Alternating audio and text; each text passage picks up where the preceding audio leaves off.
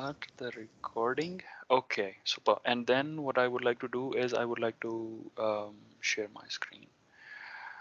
Uh, this one. So these are the documents which I prepared apart from response to reviewer comments, which we have already shared and discussed. I would like to talk about a few things. Um, so there are three different cases which I want to discuss. One of them is how to approach rejection.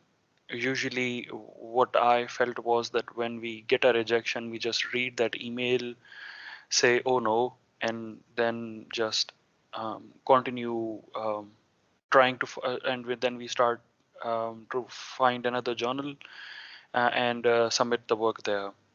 But what I learned along the way, which really helped me, was that the rejection email, I feel, should be responded to and discussed openly.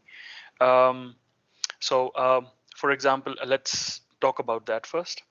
Um, I would like to share this document here, um, in which what we did was we submitted an article, and then I received this standard email of rejection.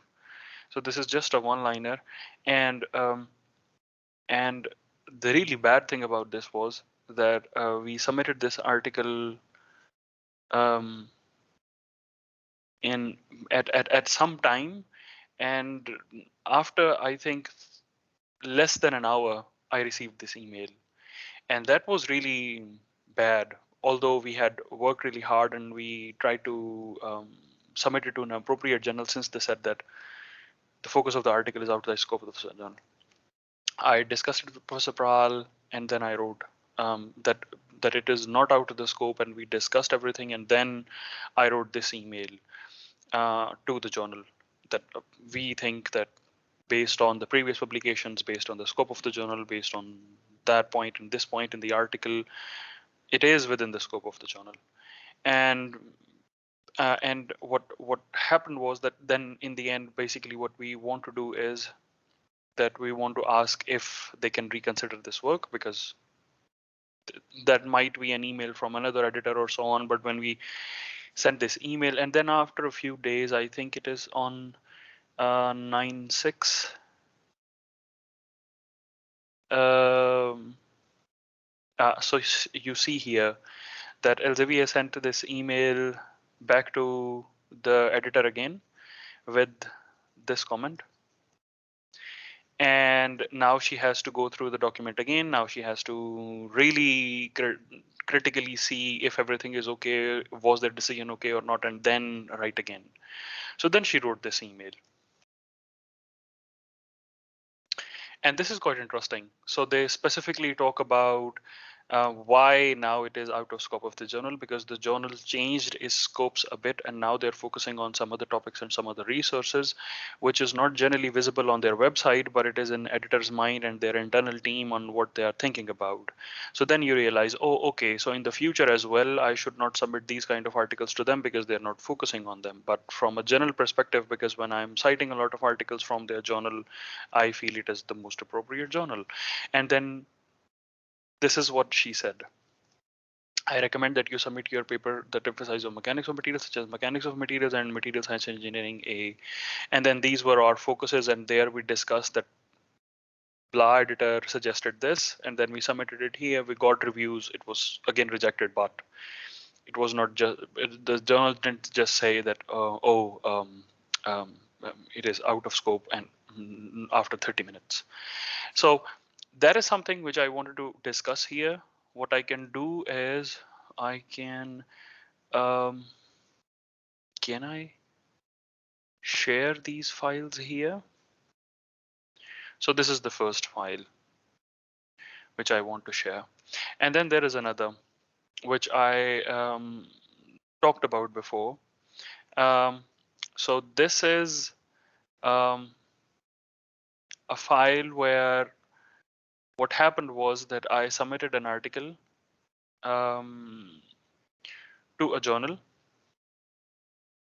and the editor-in-chief of that journal is Meinhard Kuna, who is professor at our institute, who is professor at our university. And what happened was that I received this very critical comment here that one reviewer discovered that the same manuscript had been submitted to a previous journal and it was rejected. Ethical standards inside that authors have to mention the fact that when submitting exactly the same manuscript to another journal and giving justification and reasoning.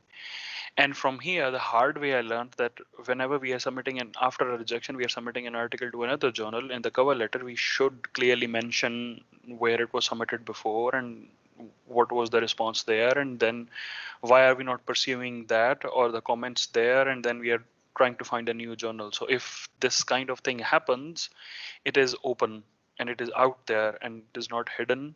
So yeah, this does not happen. Now we try to include that in the cover letter, and that helps with editors making a decision about the article, because they cannot just say, oh, it is out of the scope of our journal and we cannot consider it, maybe you try another journal, because then they know that they have already tried this journal, and after this they are coming here, and why we should consider this work. So they are really a bit reluctant to write a journal response for that.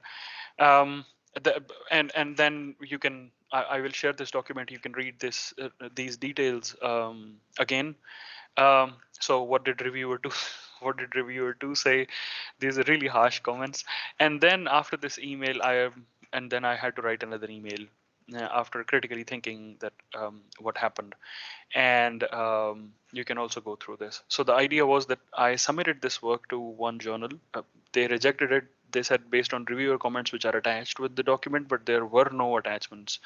I wrote to the journal editor and so on, but they also did not respond with any document or anything. And I said, I thought, oh, it was an error, and maybe there were no comments, and just editor just rejected it. And I submitted the same document to another journal. They sent it to the same reviewer, and then this happened. And then what the good thing was that after this submission, I received these comments from the reviewer which were not received previously. So based on them, then I improved my article and then submitted it again somewhere where it was eventually published. But yeah, this happened. So I will share then this document with you so you can go through it in detail. Um, the second thing, and the second thing which I want to talk to you about is what happens when we correspond with the rejection. So there is a really, so these are the two cases where it was just rejected, and I wrote an email at response to the rejection that I think the reason of rejection is not appropriate. They have to reconsider their decision, and then eventually, at least what they do is they give a detailed response on what happened, and that is helpful, and that is helpful. Um, and this last case of rejection, which I want to discuss with you, is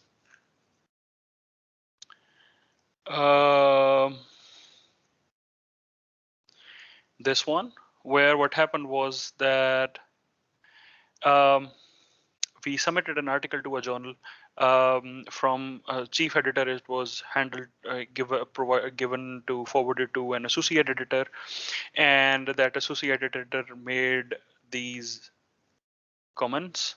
So it is not visible in this document, but from the status of the article, I knew that what was happening. So we submitted this article, and it said that thank you for submitting the manuscript to Defense Technology. I regret to inform you that reviewers have advised against the publishing of your manuscript. We must therefore reject it. So it was not actually reviewers, it was just the associate editor who rejected it, and this is a standard email from the editor-in-chief. And the comments are, as you can see here, it is written editor, and comments are these. And the major and the major reason for rejection was, although your manuscript, so they write, although your manuscript falls within the MS scope of the journal, it is being declined for the lack of sufficient novelty. And then they said that it is you cannot see the share. Can everybody else see the shared screen? Yes, I can see it. Fix Okay. it too. Mesam, I think you should be able to see it.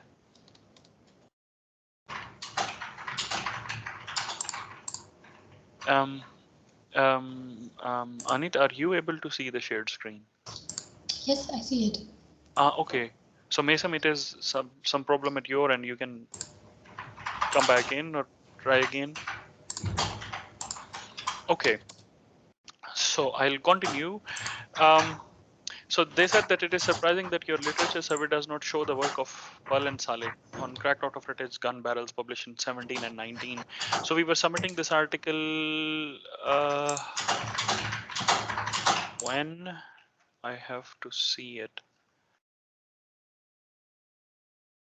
Yeah, so in 2020, and this work in January 2020, and this work was quite new and not published in very well recognized journals as well, and it did not have any citation. So even if there is no way of us knowing about this published work, and just based on this comment and no, they said lack of novelty, they rejected this article. We selected this journal based on the work which we had done. It was very appropriate for this journal, and it was only appropriate for this journal. And and and and when they said this, after a few weeks of under consideration, it was not a very nice thing. So what I did was I wrote this short email to the editor in chief again, um, and and based on this email, um, what I did was I then submitted this article again, and you can read this cover letter. I don't know if this is the submission one, and then yeah. And then the editor just responded with a very short one sentence. Yes, you can send. Yes, you can submit this article again. And what we did was that we revised the article, the introduction a bit. We included the work of the authors who were mentioned, and then also discussed them in the discussion section a bit, that our work is different from them and why and so on. I also mentioned it in the cover letter with more detail. And what happened was that this was the second submission, yes. And probably here in this, in the first in the first two paragraphs, you will be able to read the whole story um, of what happened and um, what happened, and then why we are submitting it again. So we clearly mention it to the editor, um, and then your article is. They said that your article can be resubmitted and so on, um, and then the rest of the cover letter about the novelty and why this work is important and why they should publish it and so on. Um, and after that, we only received minor comments, not even major ones. Um, and then eventually the article was published with this email. And this is something which I feel was it was a great success in terms of dealing with the rejection. So normally I would have just read the email and thought, oh, okay, they rejected this work and they said that it has less novelty, so maybe I should try a lower journal. But responding to the editor and discussing it and commenting on it really helped with the publication of the same article in the same journal. And later I realized that and it was a journal with Elsevier, but what happened was that it was associated with Chinese Defense Society or something like this, and that society paid the full article processing charges for this article to be published as gold open access in Elsevier. So it was around $3,000. which they paid for this article to be open access, and I didn't know that they would do it in the end. So this article is also published as open access. So, and that is, I think, something really nice and great. So my idea now always is that select a journal very appropriately, base the decision on why we are submitting here, what does the journal want, what we have done, and then specifically discuss it in the cover letter. If still they say that it is not appropriate or just rejected based on a few based on a general email, I would say try to find another journal, but at least fight back. Write to the editor that I don't think that your decision is right based on these comments. You have already published this kind of work before. These are the scopes, and these are the scopes of your journal. This is the scope of our work. The keywords are similar and everything is same. Why do you think it is out of the scope, or why do you think there is no novelty when we have clearly mentioned it here and here and here and here? And yeah, so that really helps. That really helps. At least um, they at least you would get a more clear, better understanding with more details or comments, and maybe that would help you revise the article. Or for a better case, may probably the editor reviews their decision, and then they decide that okay, just submit it again. We will send it for review, and then we will see what the reviewers say. So yeah, this is something which I wanted to discuss first. Can we talk about it a little, and then I will move forward with a few other points. Mason, can you see the shared screen now? Yeah, now it's problem solved. I Super. can see. Okay. Okay. Um, so what I can do here is I can also share the submission to first few pages because the whole document is quite large. I can also share this whole document if it can be. So this cover letter is quite an interesting case study. So basically, these are conversations where um, they can be helpful in understanding correspondence.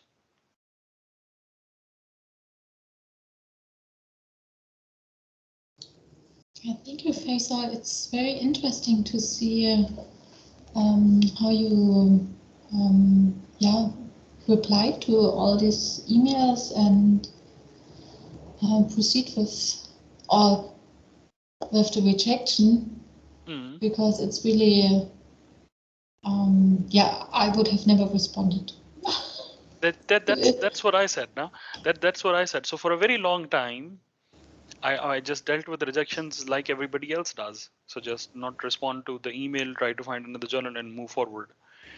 But then doing this, usually the idea is that please reconsider your decision. This is the journal for this article, and I want to submit it. Let the reviewers decide instead of just the editor saying, "Oh no, we don't like this article." And at least with the reviewer comments, I will get comments, critical comments on about my work and where it is lagging and so on, so I can improve on it. With the journal email of the editor, I just can't know anything. So I at least need comments. That is the very basic idea. And if the editor can reconsider their decision, the case study is there. So the article might get accepted in the same journal after a little bit of the fight.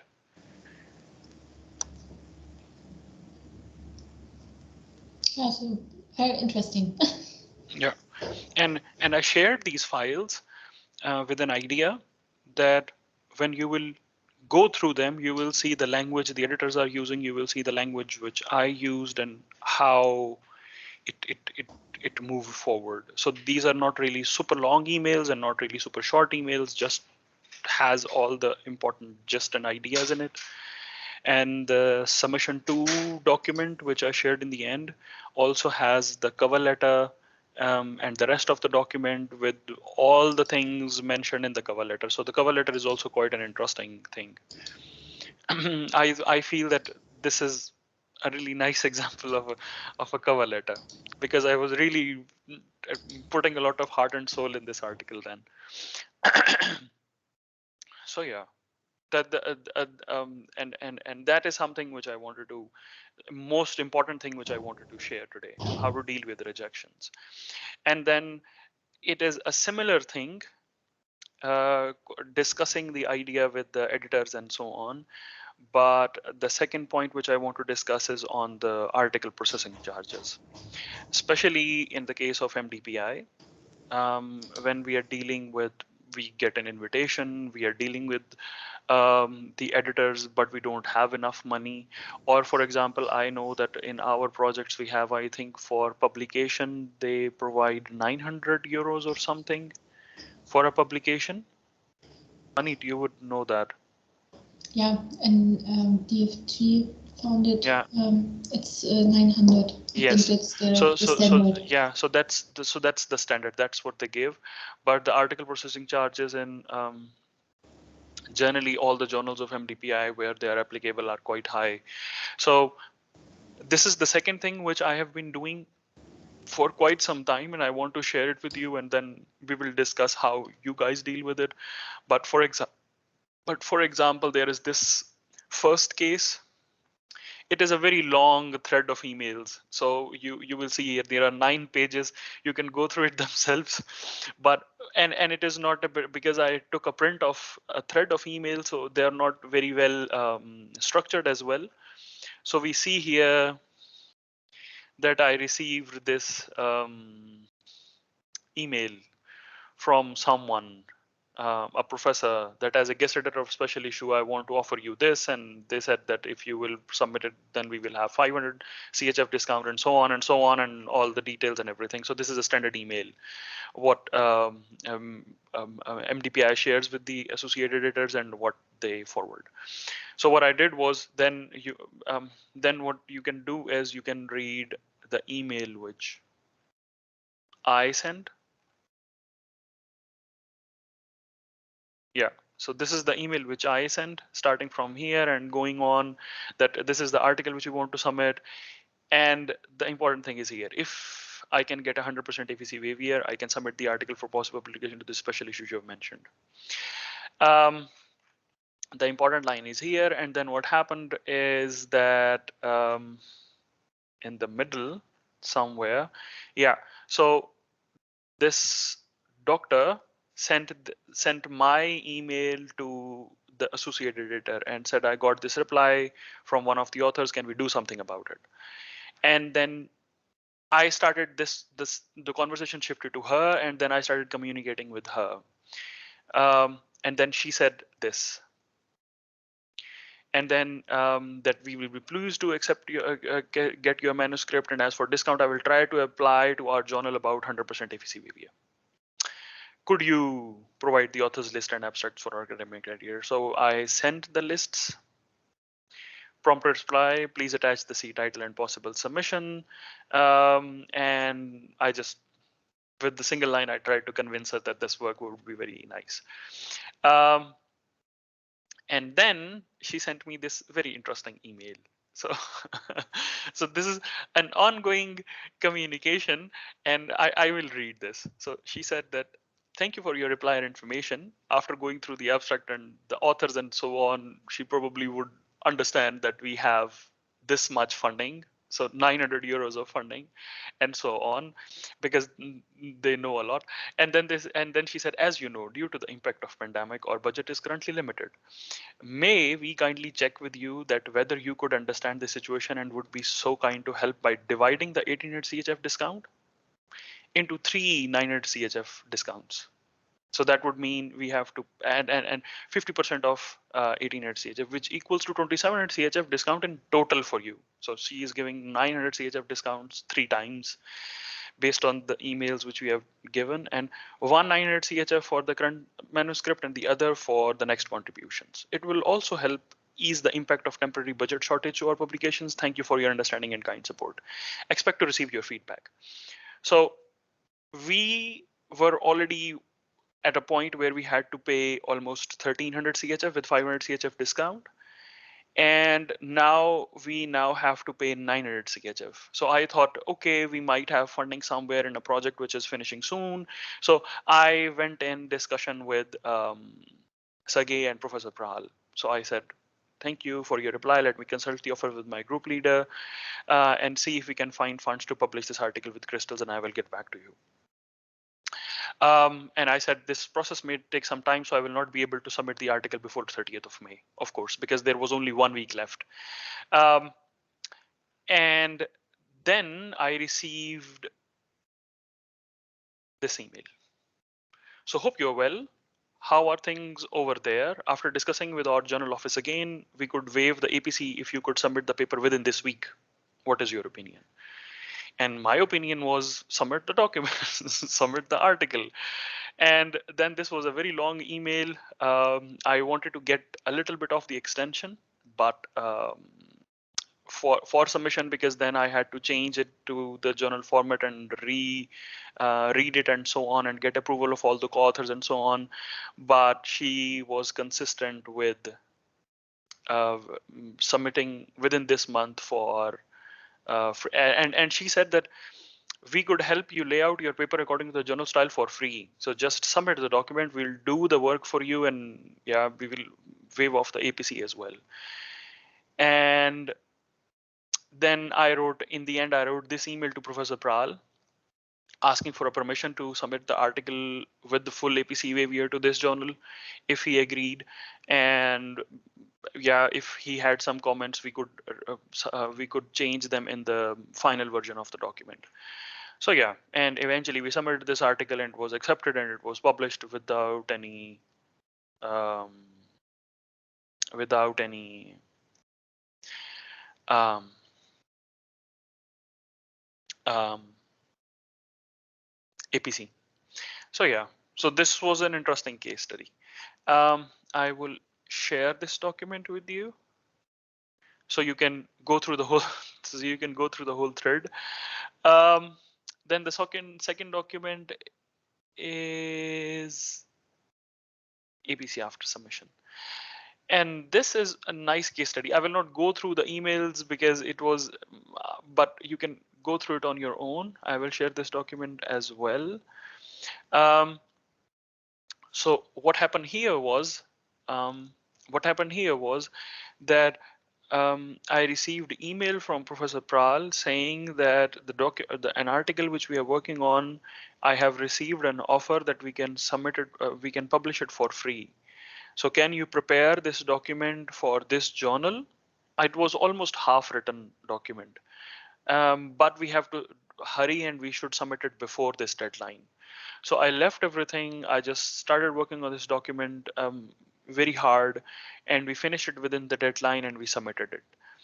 And while submission, I said to the editor that we have Professor Pral has got full APC Vivia, and that is what we want to use for this document. And the document was already finished. It was already proofread, finalized, submitted.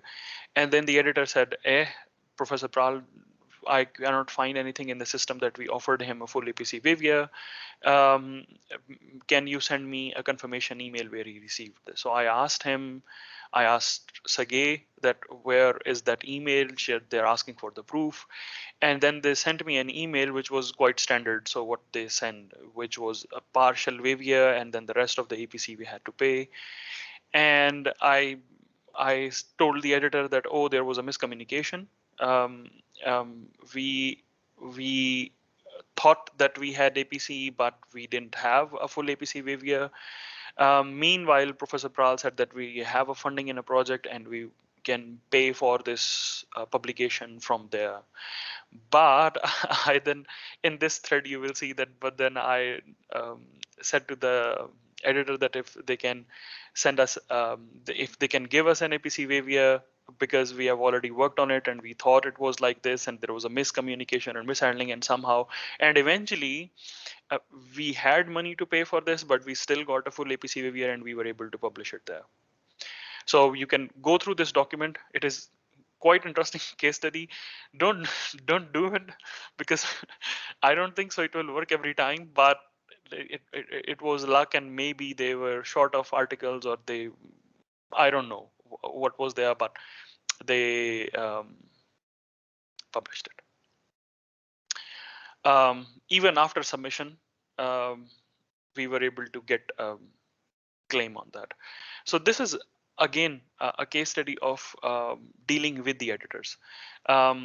We think they're so high, we think they're so far away that we cannot communicate with them. But every journal, every publisher has a very open gateway, especially these days. They are very transparent, they are very open. Um, they they are very clean. So I would say that they have to respond to all the queries and everything within time. The journals have to stay on the best of the customer feedback and so on, so they can compete in this competitive market. And same is the case with Elsevier, same is the case with Springer, Taylor and Francis, and also MDPI. MDPI is even faster.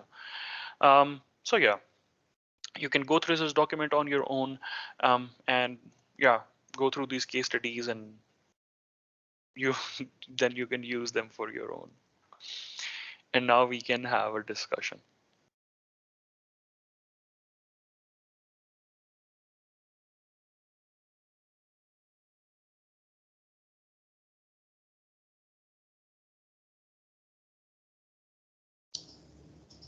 Thank you very much. It's really interesting to see how it works.